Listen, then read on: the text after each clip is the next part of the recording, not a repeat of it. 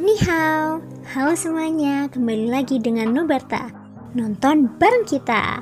Makasih ya udah setia menunggu updatean dari Nubarta. Semoga kalian masih akan tetap setia bersama Nubarta sampai akhir ya. Nah, kalau gitu nggak perlu lama lagi. Yuk langsung aja kita siapkan diri dan hati kita ke episode berikutnya. Selamat mendengarkan.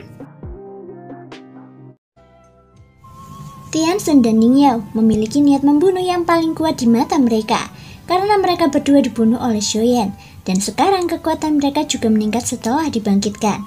Saat ini, mereka sangat ingin menemukan Xiaoyan untuk membalas dendam. Terakhir kali di dunia iblis kuno, jika bukan karena kelompok orang gila itu, bagaimana mungkin kita bisa dibunuh olehnya? Tiansun berkata dengan dingin. Kali ini, Tuan telah memberi kita kehidupan lagi.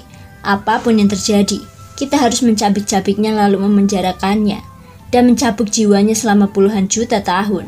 Ningyao dan Tiansun keduanya menggertakkan giginya. Mereka membenci Xiaoyan sampai ke akar-akarnya. Lagi pula, kebencian setelah terbunuh terus menumpuk seiring berjalannya waktu. Selain mereka berdua, ada raja roh lain yang juga dipenuhi dengan niat membunuh terhadap Xiaoyan. Dia tak lain adalah Keijun. Xiaoyan telah secara diam-diam menarik jiwanya ke dalam tubuhnya. Setelah menyadarinya, dia berhasil mengusir jiwa Xiaoyan dengan harga yang mahal. Keijun rupanya menyimpan masalah ini di dalam hatinya, karena ada banyak rahasia yang mungkin telah dibocorkan olehnya. Dia bahkan tidak tahu kapan dia dikendalikan, dan informasi apa saja yang sudah terungkap. Namun yang pasti dia pasti telah diperalat oleh Xiaoyan. Dan bagi Keijun, ini juga merupakan suatu penghinaan yang besar. Ningyao, Tiansun, kalian berdua telah berhasil mencapai tingkat kedua keabadian dewa. Jika kalian bertemu dengannya, kalian seharusnya dapat membunuhnya. Tidak perlu menyisakan apapun. Keijun berkata dengan suram. Dia bahkan belum mencapai langkah ke-9 saat dia berada di dunia iblis kuno. Kemungkinan besar, dia bahkan belum mencapai keabadian dewa sekarang. Selama kami bisa menemukannya, dengan kekuatan kita pasti bisa membunuhnya dalam sekejap. Ningyao mendengus dingin, dan Tiansun juga menunjukkan ekspresi bangga di wajahnya. Kekuatan mereka saat ini mungkin belum pulih ke puncaknya, tetapi mereka sudah merasa cukup kuat. Setidaknya mereka yakin bahwa kekuatan Xiaoyan saat ini tidak akan sekuat itu. Melihat Ningyao dan Tiansun yang percaya diri dan sombong, Fuxing yang merupakan pemimpin Raja Roh sedikit mengernyit. Kepercayaan diri semacam ini bukanlah hal yang baik, tetapi dia tidak banyak bicara. Tempat ini luas, dengan lebih dari selusin pintu masuk. Agak sulit mencarinya, jadi setiap orang harus membentuk tim yang terdiri dari 2 orang untuk mencari. Setelah Fuxing membuat pengaturan, mereka membentuk tim dan kemudian terbang ke arah yang berbeda. Di dunia sensi, di suatu tempat di lautan kehambaan yang luas ini, pusaran air besar muncul menyebabkan gejolak hebat di lautan kehambaan. Setelah beberapa saat, sesosok wanita perlahan muncul dari sana. Rambutnya yang putih menyebar seperti tanaman merambat. Kulitnya ditutupi retakan seperti akar pohon, dan pupilnya berwarna hijau tua. Dia mengenakan jubah hijau tua yang warnanya sama gelapnya dengan kulit pohon.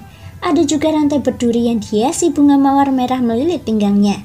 Saat dia melangkah pelan-pelan, jamur-jamur berwarna cerah otomatis tumbuh dari kehambaan, dan kelopak-kelopak yang hampir layu mengapung di sekujur tubuhnya. Dunia sensi, betapa bersihnya dunia ini. Meskipun kulit wanita itu terlihat layu bagaikan kulit pohon, wajahnya sehalus bunga yang baru lahir.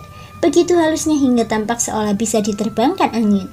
Wajahnya yang muda dan tubuhnya yang setua pohon layu tampak tidak proporsional. Reinkarnasi yang mulai susang. Di mana dia? Aku tidak tahu apakah aku satu-satunya di sini. Bibir merahnya sedikit terbuka, dan suaranya halus bergema. Lalu sebuah kepingan giok yang memancarkan cahaya biru muncul di tangannya. Setelah memastikan arahnya, mata cantik wanita itu sedikit menyipit, dan sosoknya menghilang dan berubah menjadi kepingan kelopak besar terbang melintasi lautan kehambaan. Tak lama setelah wanita itu pergi, di laut kehambaan tak jauh darinya, sesosok dengan rambut panjang yang terbuat dari kristal es juga muncul dari pusaran spasial. Hawa dingin biru samar mengalir di bawah kulitnya, dan dia mengenakan baju besi berat yang diukir dari es hitam. Di bawah kakinya ada 2 naga es raksasa. Dia memegang tombak es hitam di tangannya, mengangkat kepalanya dan menatap lautan kehampaan di sekitarnya dengan sepasang mata dingin. Tidak heran, Taisu bersedia menjarah dunia ini dengan segala cara. Sumber daya yang terkandung di sini adalah yang terbaik di antara 9 alam. Jika Taisu berhasil, sumber daya di sini akan cukup bagi Taisu untuk mengubah metode kultivasi mereka dan menjadi benar-benar kuat. Tetapi sebagai Raja Taisu, dia bahkan tidak bisa membunuh reinkarnasi makhluk tertinggi. Pada akhirnya, Aku masih perlu mengambil tindakan. Ini adalah aib dalam hidupku. Lupakan saja. Aku akan membunuhnya. Lalu aku akan mendapatkan sebagian rampasannya. Lelaki itu bergumam kepada dirinya sendiri, seolah-olah kehampaan di sekelilingnya membeku ketika dia berbicara.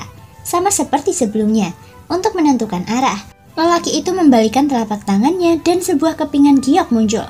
Itu bersinar dengan cahaya. Sepertinya ada orang lain di sini selain diriku. Mungkinkah wanita idiot itu? Sepertinya aku sedikit terlambat. Aku harus menemukan reinkarnasi Susang sebelum dia tiba. Jika aku membunuhnya sendirian, aku akan mendapatkan semua imbalannya. Begitu dia selesai berbicara, lelaki itu melangkah turun dengan ringan. Dan sebagai tambahan dari 2 naga es raksasa terbentuklah naga ketiga, yang keempat, yang kelima, hingga terbentuklah 9 naga es raksasa. 9 naga es bergerak dengan kecepatan tinggi di lautan kehampaan. Shin berganti di pavilion Qianji dunia Dewa Kuno. Pada saat ini, 2 pelayan, satu di depan dan satu di belakang, tampak cemas saat mereka menyerahkan gulungan seukuran ibu jari kepada sang ratu. Melihat gulungan merah itu, ratu yang tengah melukis menghentikan kuas di tangannya, segera mengangkat jari-jari gioknya. Menarik gulungan itu terbuka dan menjepitnya di antara kedua jarinya. Setelah membaca kedua gulungan itu, sang ratu sedikit mengernyit. Jadi ini adalah malapetaka yang mematikan. Tampaknya Master Su bertekad untuk membunuh Xiaoyan dengan segala cara, dan telah mengundang orang-orang kuat dari dunia luar. Bagi Xiaoyan, ini akan menjadi bencana yang lebih berbahaya daripada melawan Taisu. Namun dilihat dari reaksi Master Su, ini menunjukkan bahwa rencana Susang telah berhasil. Tubuh yang bereinkarnasi mengubah nasib Sensi. Tampaknya mustahil, tetapi itu telah menjadi variabel terbesar. Sang ratu bergumam sambil duduk di kursi.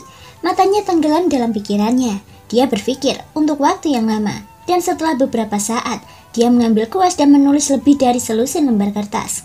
Pelayan itu menggulung catatan itu dan segera mengirimkannya. Dia sudah menjadi kuat. Bantuanku hanya untuk mendukungnya. Jika terjadi kesalahan, masih ada jalan keluar. Xiaoyan harus melalui malapetaka kematian ini. Menurutku, ini seharusnya menjadi pengaturan yang telah dibuat Susang sejak lama. Dia tentu saja tidak dapat memikirkan semua variabelnya. Namun, seiring Xiaoyan tumbuh dewasa, jejak keberadaan Susang semakin berkurang. Xiaoyan akhirnya akan keluar dari permainan caturnya. Saat dia keluar, dia akan mampu berdiri di luar permainan catur dan menjadi pemain catur sejati. Sang ratu bergumam, dan setelah melakukan semua ini, alisnya berangsur-angsur mengendur. Kali ini, dalam lukisannya tidak lagi hanya ada Xiaoyan, melainkan sosok-sosok yang tak terhitung banyaknya.